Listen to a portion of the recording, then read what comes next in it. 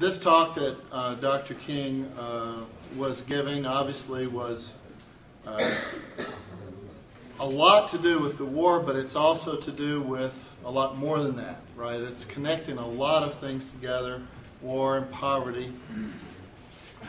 And, you know, a lot of the things that Dr. King was talking about, poverty, world poverty, hunger, these things are obviously still around, as well as war.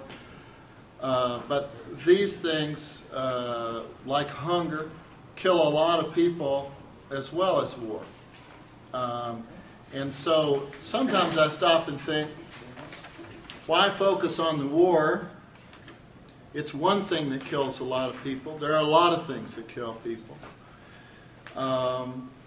There's this global kind of situation. There's a global poverty. It doesn't just happen. It's created by, Dr. King used the word, a suction hose, and there's this giant sort of corporate suction hose going on today, moving around the world at the behest of this super rich class, sucking up natural resources, human resources. A lot of the conflicts we see in the world come down to cheap labor, like in Haiti, for example, that's been going on for years. And the U.S. involvement in a lot of those other countries has to do with resources they have like oil, but also can be human resources like labor. Haiti doesn't have any oil, but we're always involved in Haiti. For the last 200 years, the United States has always been involved in Haiti. And there's a lot of people there who don't have a lot of ways to make their living, and they're forced to work for essentially whoever will come in and give them a job. And maintaining that kind of system has been the U.S. Project there. You know, Dr. King is talking about a different war, but Patsy mentioned, you know, the same things could be said about current wars and wars in between. This war we got into started off with the president talking about some things that were not true. There were a lot of lies involved. Why bother to tell lies to get us into a war? I think because we're reluctant to go to war. We don't want to. But if we can be persuaded that we are somehow under threat, then we feel we have to defend ourselves. That's why you tell those kind of lies. Why have we been reluctant to go to war? Partly it's because of the activities of Dr. King and other people at that time. The anti-war movement and the broad movement that involved the anti-war movement and other issues that Dr. King is alluding to in that speech produced something sometimes called the Vietnam Syndrome, which was a reluctance by the American people for a whole generation to go to war. They had to ease us into it this time. Reagan went into Grenada for a couple of days. You know, he made this whole big deal about how there were a few students there. I don't know how many remember this story. There were a few students there who were under threat, and we had to go and save them. And then we got into Panama. You know, there was,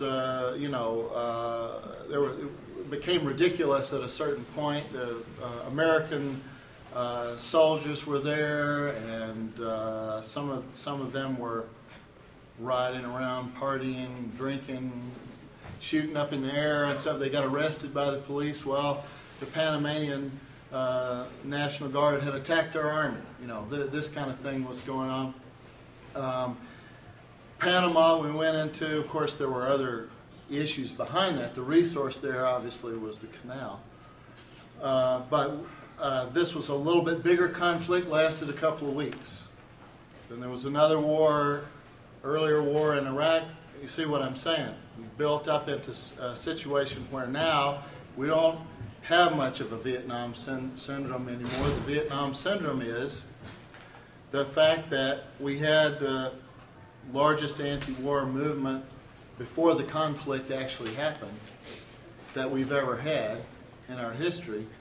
But that was a result of, partly, of the work that these folks did a generation ago, and I think you can see the success there in getting us to think a different way. This meeting is partly possible because of the work that other folks did. I think it's a testament to the possibilities of what we're doing now. Sometimes you feel like, well, you know, it's hopeless.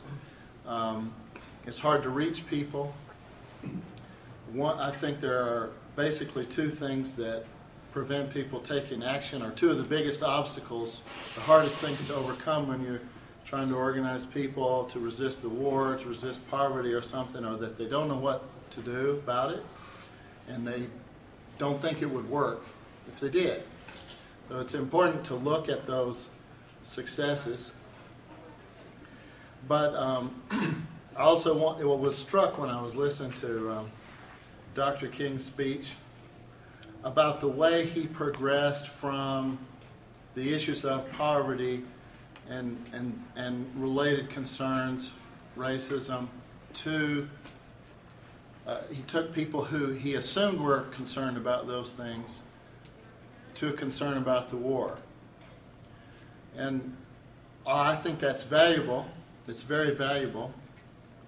I think we can also reverse it. If we're concerned about the war, if we're anti-war, I think we also have to be concerned about those larger issues that are related to the war. We can't just focus on stopping the war. We can't just focus on opposing militarism, because why those wars are happening are to support a kind of system in the world, to enforce a kind of domination of the world by certain interests over others. It's about oil. It's about taking other people's resources. It's about enforcing a situation where people have to work for nothing. It's important to make those connections. You know, I think you have to start where people are, but you have to move quickly to the bigger picture.